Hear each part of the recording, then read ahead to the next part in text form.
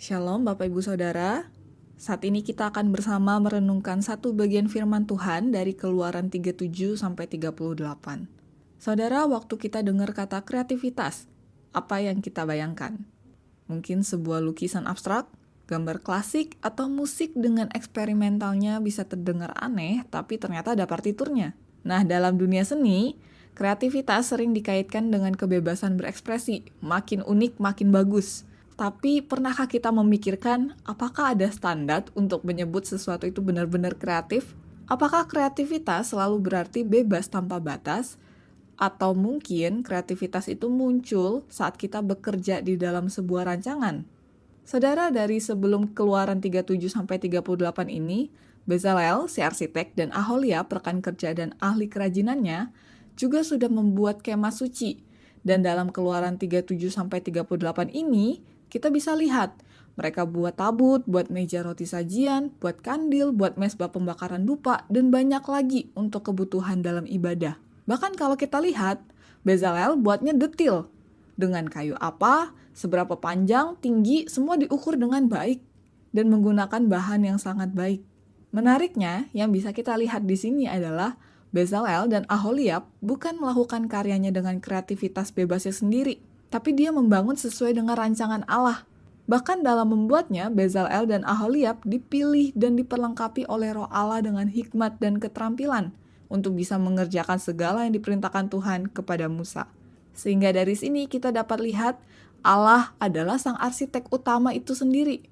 Allah sudah buat rancangan lebih dulu, sudah punya cetak birunya, lalu Bezalel dan Aholiab menyelesaikannya dengan keterampilan yang Allah berikan. Nah, menariknya, kreativitas itu memang bukan hal yang bisa dikatakan sebebas-bebasnya. Bahkan dalam seni gambar itu ada batasan dan aturannya. Sebebasnya bermain musik tetap dalam pattern musik yang membuat musik itu bebas dalam keindahan yang dirancang. Dan disinilah kita bisa lihat satu prinsip dalam kreativitas, bahwa kreativitas bukan bertolak dari kebebasan tanpa arah, tapi penundukan pada rancangan atau aturan yang ada. Begitu juga dengan kreativitas yang Allah berikan pada kita. Itu bukan bertolak dari kebebasan tanpa arah, tapi dari penundukan kepada rancangan Allah. Kita semua diberikan kreativitas untuk membangun kerajaan Allah melalui hidup dan pelayanan kita. Tentu saja kita memiliki banyak ide kreatif, bagaimana kita hidup, bagaimana kita melayani Tuhan. Tapi yang perlu kita ingat bahwa Tuhan adalah arsiteknya.